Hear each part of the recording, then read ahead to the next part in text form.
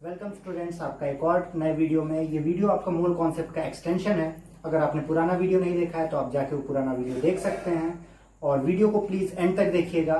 ये आपके 10th और 11th दोनों के लिए इंपॉर्टेंट है। तो स्टार्ट करते हैं। मोल कॉन्सेप्ट के बारे में हमने बेसिक पढ़ा था, उसके बाद दो लॉज आज हम पढ़ेंगे। First one Gay-Lussac's law and another one is Avogadro's law. तो गे-लुसैक्स लॉ कहता है कि whenever gases react, they do so in volume which bear a simple whole ratio number to each other and to the products if possible। इसका मतलब होगा कि जब भी कोई गैसेस रिएक्ट करेंगी तो वो लीटर्स में करेंगी, दैट इज वॉल्यूम्स में, वही उनका वॉल्यूम होगा। और जब वो ऐसे रिएक्ट करेंगी तो जो रिएक्टेंट्स होते हैं वो एक दूसरे से एक फिक्स्ड होल रेशियो के नंबर में होंगी और प्रोडक्ट्स भी उनके साथ ऐसा ही करेंगे। इस लॉ को समझाने के लिए मैंने एक एप्लीकेशन भी दिया है। फॉर एग्जाम्पल, आपके पास एक क्वेश्चन आता है कि इथेन ऑक्सीजन से रिएक्ट करता है and the volume of ethane is 500 ml and the volume of oxygen is 1400 ml to form carbon dioxide and water. So calculate the volume of carbon dioxide form. ऐसे questions आपके 10th ICSE में होंगे और 11th के some basic concepts of chemistry first chapter. तो यहाँ पे ये रिएक्शन जो है वो गिवन होता है। यहाँ पे आपको दिख रहा होगा, मैंने छोटे लेटर्स में जी और एल लिखा है। G means gas and L means liquid. और इस इक्वेशन में या इस क्वेश्चन में हम L का इस्तेमाल नहीं करेंगे। जहां पे L दिया होगा लिक्विड, उसका वॉल्यूम हम नहीं यूज करते हैं। तो यहां पे देखिए, क्योंकि ये बैलेंस रिएक्शन है, और एक इंपॉर्टेंट बात, कभी कभी ये रिएक्शन बैलेंस नहीं होगा तो आपको ये रिएक्शन बैलेंस करना होगा। जैसे मैंने यहाँ पे किया है 2, 7, 4, 6। तो यहाँ पे जो भी इसका कोफिशिएंट है उसके साथ हम V लिख देंगे। जैसे आप मैथ्स में लिखते हैं X, वैसे हम यहाँ पे V लिखते हैं।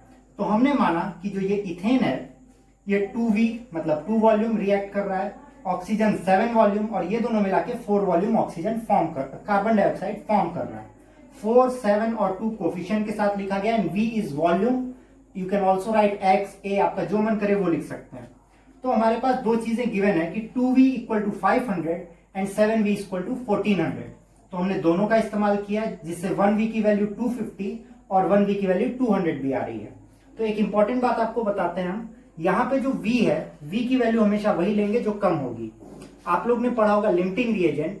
लिमिटिंग रिएजेंट क्या होता है कि जब कोई भी रिएक्शन हो रहा है तो जो रिएक्शन सबसे स्लो हो रहा होगा वही डिसाइड करेगा कि रिएक्शन कितनी फास्ट या स्लो हो रहा है। फॉर एग्जाम्पल, अगर मान लीजिए आप रिले रेस कर रहे हैं, रिले रेस जिसमें 4 लोग साथ में दौड़ रहे हैं, तो आपका जीतना या हारना डिपेंड करता है जो सबसे धीरे दौड़ता है। तो यहाँ पे भी रिएक्शन भी उसी पे डिपेंड करेगा और हम वो वॉल्यूम लेंगे जो सबसे कम होगी, दैट इज 200 ml। तो इस 1V, जैसे हम मैथ्स में X की वैल्यू निकालते हैं, वहां ये V की वैल्यू आ गई और यहाँ पे दिया हुआ है 4V। So if 1V is equal to 200, so 4V will be 800 ml और कार्बन डाइऑक्साइड यूज आ जाएगा 800 ml। इसके बाद कभी कभी क्वेश्चन में पूछता है अनयूज्ड के बारे में भी बताइए, मतलब कौन सी चीज यूज नहीं हुई है और कितनी हुई है। तो हमें पता है कि 1V की वैल्यू 200 आ चुकी है, तो 2V की वैल्यू अगर हम निकालेंगे तो 400 ml आएगी और हमारे पास इक्वेशन में ये 500 ml है। तो यूज पर 400 ml हो पा रहा है, जैसा कि हमने इससे निकाला है 2V की value.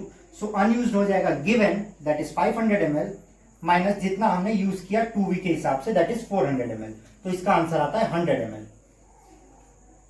Avogadro's law, the next one Avogadro's law. Avogadro's law कहता है equal volumes of all gases under similar conditions of temperature and pressure contain same number of molecules। इसका मतलब अगर कोई भी गैस है और उसका टेम्परेचर और प्रेशर सेम है, जिसके लिए हम STP भी यूज करते हैं, STP लिखा होता है, या अगर लिखा है at same temperature and pressure, तो आप समझ जाएगा कि वो एवोगैड्रोस लॉ पे है।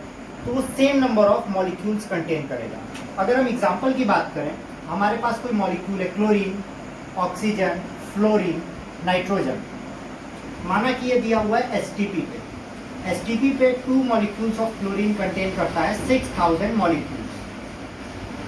तो ऑक्सीजन अगर किसी रिएक्शन में 7O2 है, फ्लोरीन 8 है, N2 मान लीजिए 12 है, पर अगर उनका टेम्परेचर और प्रेशर सेम होता है तो 2 मॉलिक्यूल्स ऑफ ऑक्सीजन भी 6000 मॉलिक्यूल कंटेन करेगा, 2 मॉलिक्यूल्स ऑफ फ्लोरीन भी 6000 मॉलिक्यूल कंटेन करेगा एंड 2 मॉलिक्यूल्स ऑफ नाइट्रोजन भी 6000 मॉलिक्यूल कंटेन करेगा। अब इसका एक एप्लीकेशन देखते हैं क्वेश्चन पे, बहुत ही सिंपल क्वेश्चन है। तो ये कह रहा है कि hydrogen reacts with 2000 molecule of oxygen to form water at STP, calculate number of hydrogen molecules. देखिए अब आपको कैसे पहचानना है कि एवोगैड्रोस लॉ का क्वेश्चन है। यहाँ पे दिया हुआ है एसटीपी, पिछले क्वेश्चन में आपका एसटीपी नहीं दिया हुआ था बल्कि दिया हुआ था व्हाट वॉल्यूम। तो जब आपसे वॉल्यूम पूछता है तो गै-लुसाक्स लॉ, और अगर एसटीपी दिया हुआ है और नंबर ऑफ मॉलिक्यूल्स पूछता है तो एवोगैड्रोस लॉ। तो कह रहे हैं calculate the number of hydrogen molecules. तो यहाँ मैंने रिएक्शन लिखा H2 + O2 forms 2H2O। And one important thing, reaction balance करना हमेशा जरूरी है, नहीं तो कैलकुलेशन बिगड़ जाता है और फिर पूरी गलती हो जाएगी। तो हमें दिया हुआ है कि ऑक्सीजन कितना है आपका 2000 मॉलिक्यूल्स। तो ऑक्सीजन के आगे कोई कोफिशिएंट नहीं है, तो 1x = 2000 मॉलिक्यूल्स। देखिए यहाँ मैंने लिखा हुआ है। तो अगर 1x = 2000 मॉलिक्यूल्स और सेम टेम्परेचर प्रेशर है तो हाइड्रोजन का भी 1x 2000 मॉलिक्यूल कंटेन करेगा, पर यहाँ दिया कितना है 2x।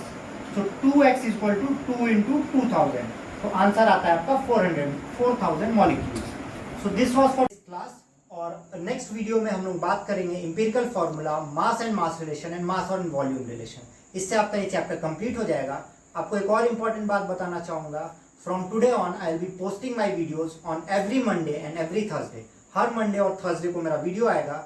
और अगर अभी तक आपने सब्सक्राइब नहीं किया है तो सब्सक्राइब वाले बटन को दबाइए, लाइक कीजिए and share with your friends जो केमिस्ट्री पढ़ना चाहते हैं। If you want me to solve any question or do any chapter, you can comment on the comment section.